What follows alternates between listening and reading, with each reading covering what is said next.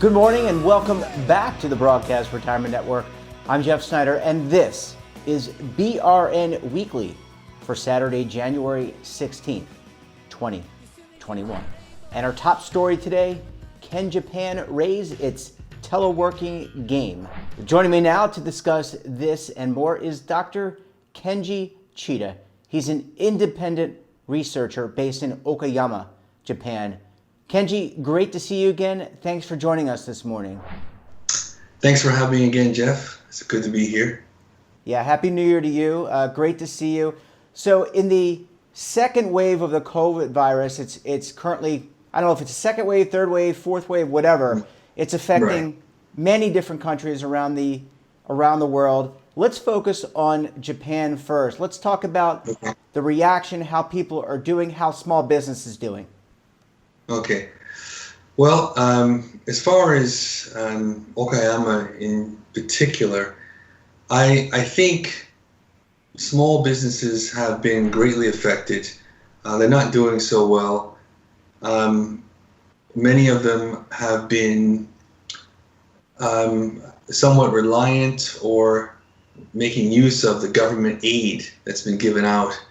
Well, it was given out last year, where small businesses and also self-employed people were able to apply for a grant to offset some of the money they lost during the state of emergency as a result of COVID-19. So I would say that small businesses aren't doing very well. I mean, it's just a supply chain situation. So it doesn't matter where you are on it. The flow of resources, income has been disrupted, and people have finally felt it and completely felt it now. Big business and small businesses, but particularly small businesses and those connected to travel, in the travel industry in particular, entertainment, transportation, those types of businesses have been affected the most, I think. Yeah. Now, Kenji, here in the States, a lot of people have moved to telecommuting, and that is good for people who can do that. They work in an office. They have the ability to, for example, fill orders, do administrative work. That is not always the case for people who actually have to be deliverers of goods, working construction, etc. What's that like? What's telecommuting like in Japan? Has that been well received, or is it something that has not been as well received? I think in the beginning it wasn't well received at all, because part of business culture in this country is about being in the office for extremely long hours, whether you need to really be there or not. It's just something that's expected of people. Whether you're in a company or in an educational institution, it's pretty much the same rule across the board. And it wasn't well received, be it in the corporate world or in education. It wasn't well received, but people did it because it was asked of them by the government. And it was a shock.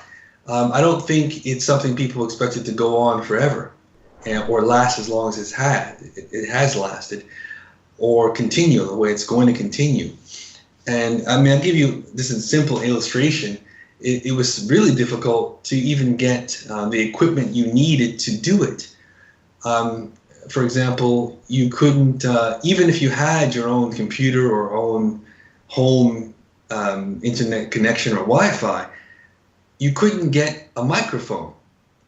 You couldn't get, even in Japan, I mean, if you go to the electronics shop, suddenly all the microphones are gone.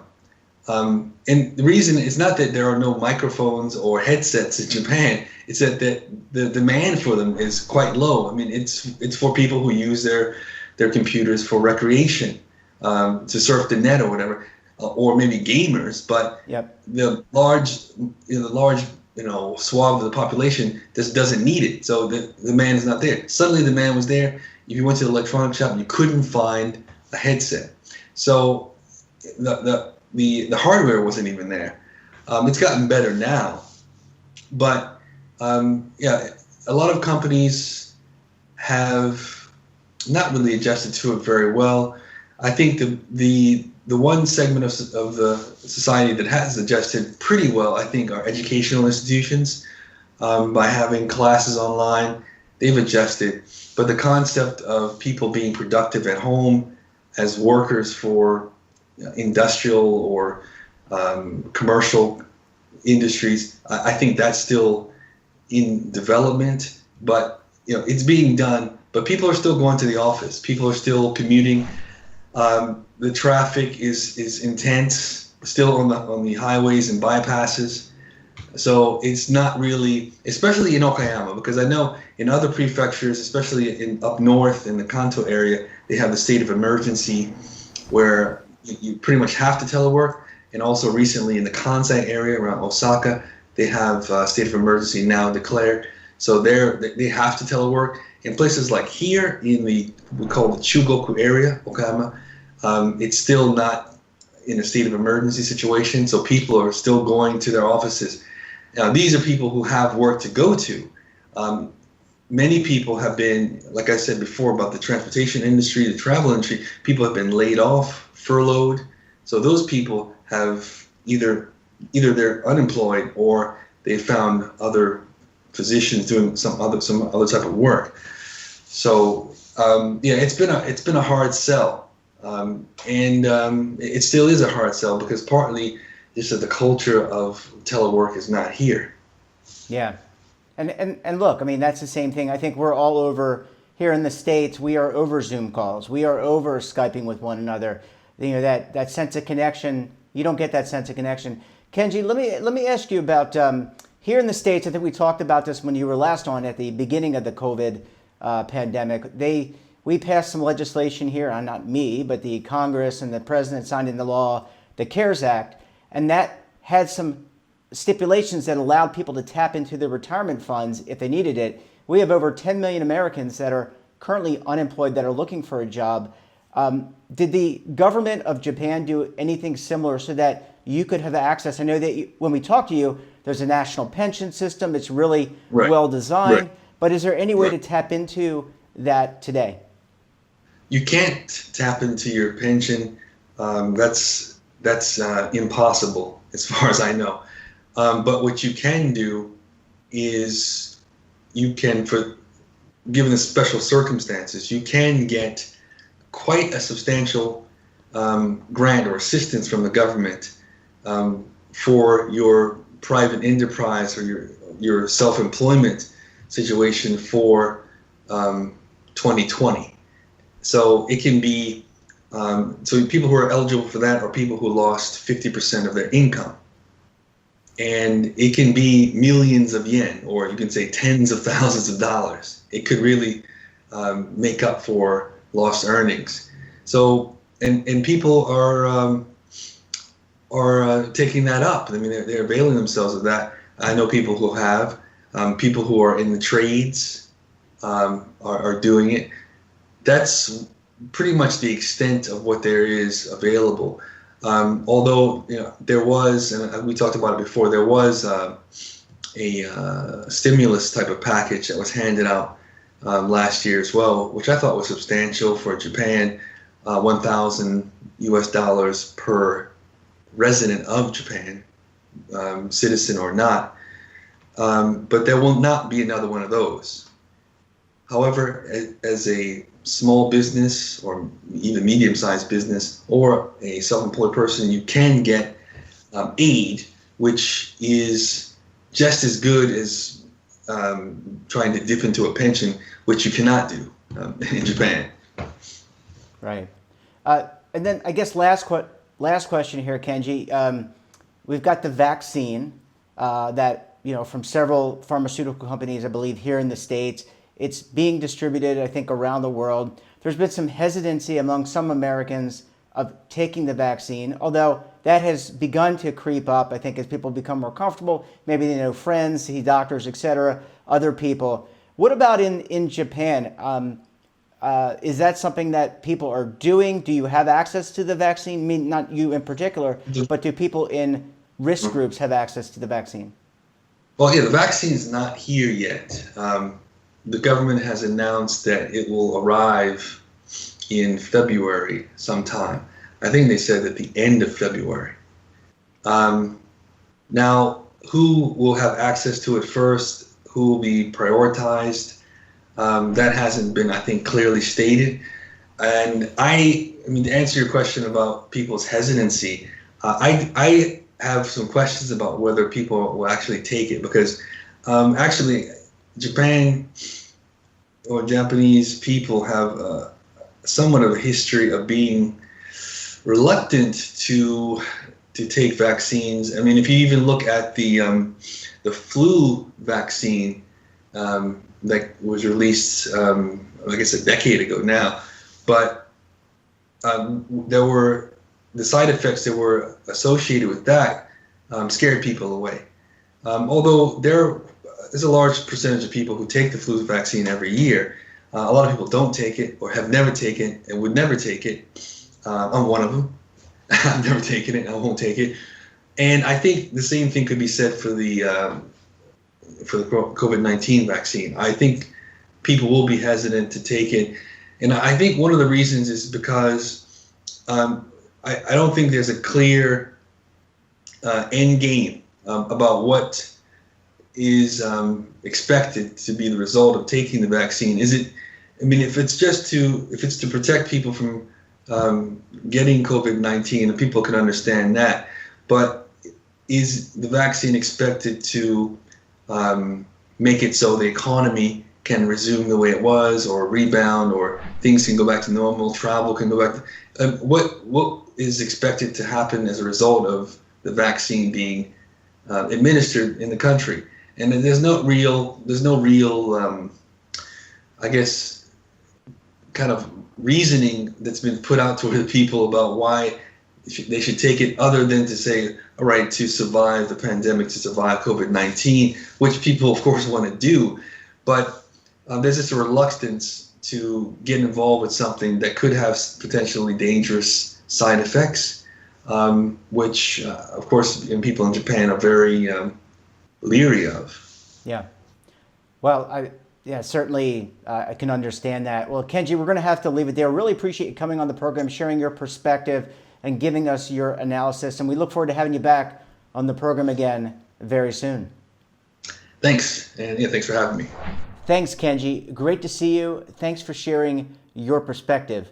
And when we come back, we'll take a look at some of our best segments of the week. You're going to want to stay tuned right here on BRN Weekly.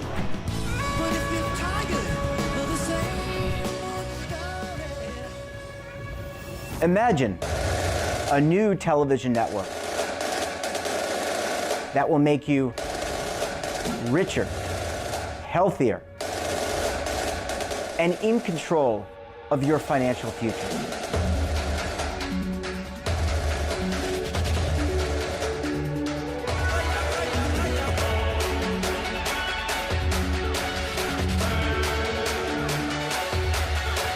This network is for the policewoman in Nashville, Tennessee, the baker in Dubuque, Iowa, the teacher in Lexington, Kentucky. We want to make the idea of savings and retirement culturally relevant. But what do you see as a defining issue of the midterms, especially for the smaller businesses? I mean, they are the lifeblood of the American economy.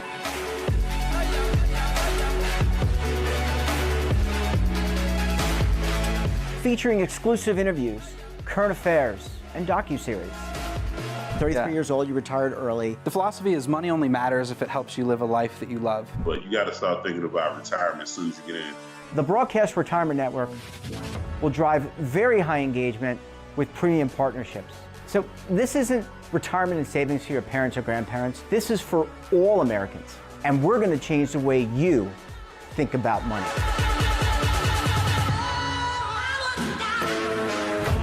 Welcome to the next frontier of retirement and savings. This is BRN, the Broadcast Retirement Network. Hi folks, Joe Namath here, and if you're on Medicare, this is important.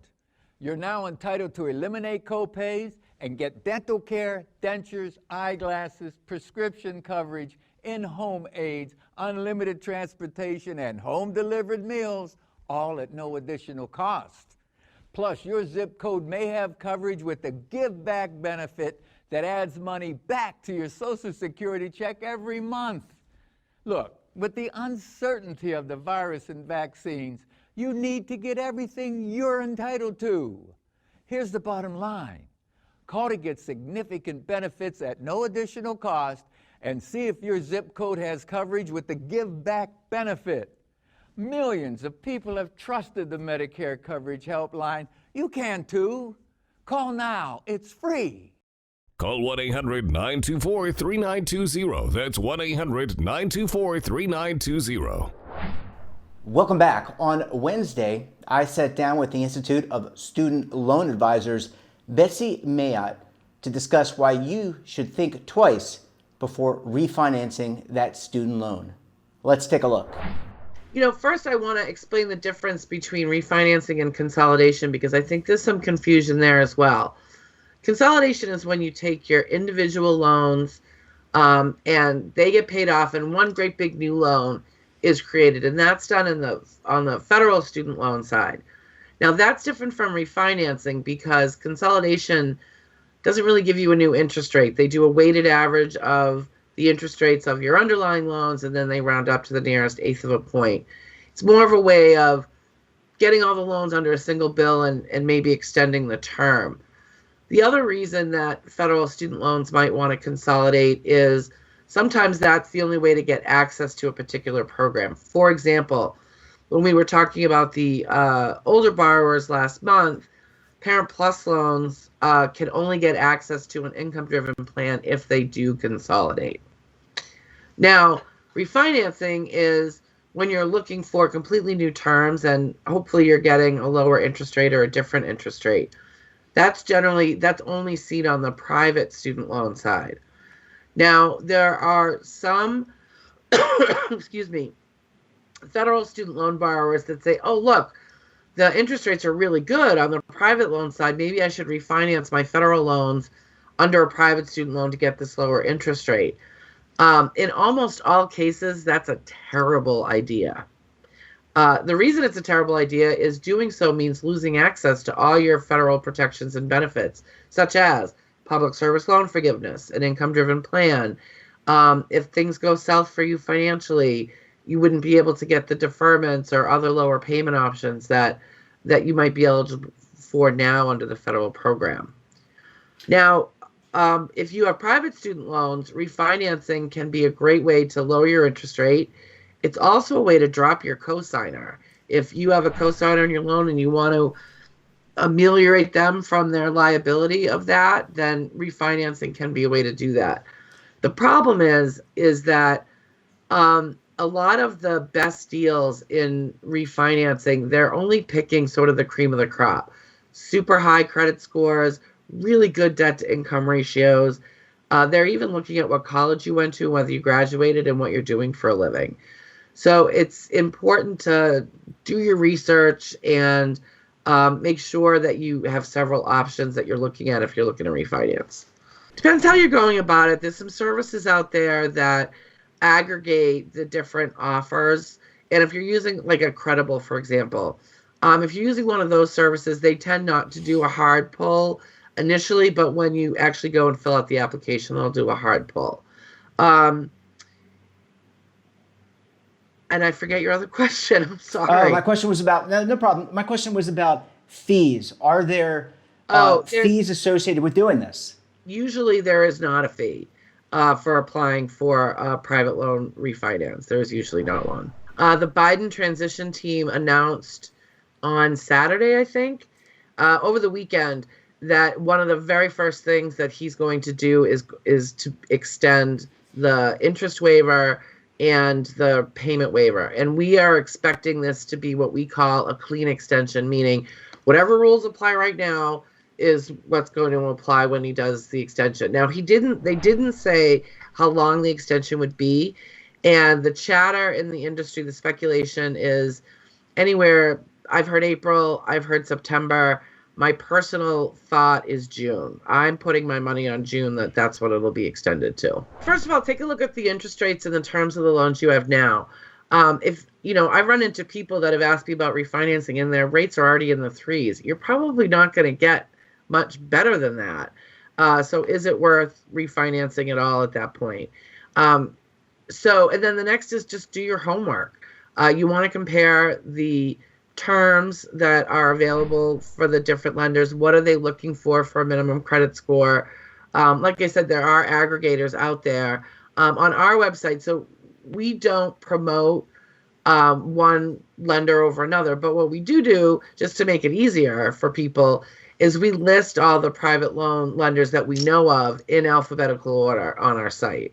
So, you could just print that out and use that as your list to start sort of comparing the offers that are available.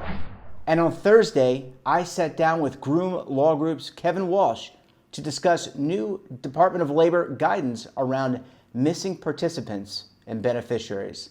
Let's take a look. So, last night, or if this comes out on the 13th, which it probably won't, but so on January 12th, the Labor Department released new sub-regulatory guidance that talks about missing participants. And that guidance both describes what an investigation looks like. It also describes what DOL believes to be best practices are. And I know in the last segment, I said I loathe the term best practices, but when you're the government, you get to use the term best practices. Sure. And what this does is it's going to provide some insight for employers in terms of figuring out what the Labor Department's actually trying to get them to do in terms of locating missing participants. They have identified, red flags would be if you have a whole lot of individuals who you don't have birth dates listed for, or if you have a whole bunch of bad addresses, or if you don't have a process for converting returned mail into a need to search. So they've come out and a lot of the things that they're describing here, it's nice to see on paper, at least publicly, because they're things that we've traditionally only heard DOL ask folks to do one-on-one in an investigation. So on the other hand, what's pretty surprising is there aren't many cites to ERISA in it again. So one could be concerned about, what their basis for a lot of these are. On the other hand, and I know I'm on my third hand now. A key to this is they've really laid out, things that plan sponsors and plan fiduciaries would want to think about doing. And they include steps that we've talked about before. Are you doing free internet searches? Are you using a paid commercial locator? Are you sorting your returned mail to figure out who you should be looking for? Are you periodically auditing your census file? Just to have an idea as to, if we try to punch holes in this, is it as good as it looks? And then some of them are a little, I don't want to say zany or out there, but they also suggest, and this goes back to the privacy segment, I guess. They say that a plan fiduciary should consider reaching out to the former employee's coworkers to ask if the former employees' coworkers know where the individual lives to update their information. So on the whole, DOL signaling, take a lot of effort, really try to find these people. And I agree with the idea that the retirement system only works if we're able to pay people the benefits that are due to them. On the other hand, we just talked about privacy in the last segment.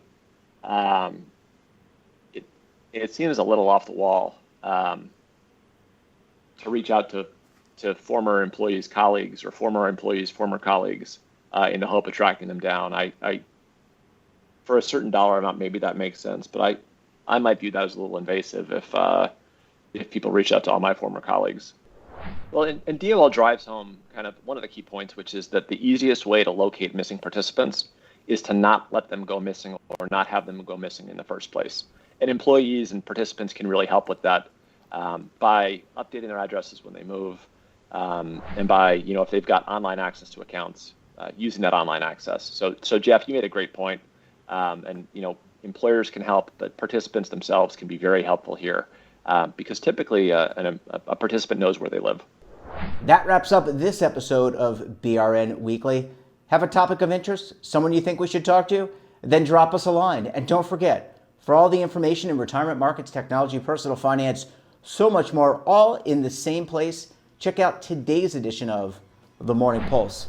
We're back again tomorrow for BRN Sunday. I'll be joined by members of the media, academia, and financial services as we analyze all the news for the week. So until then, I'm Jeff Snyder. Stay safe, keep on saving, and don't forget, roll with the changes.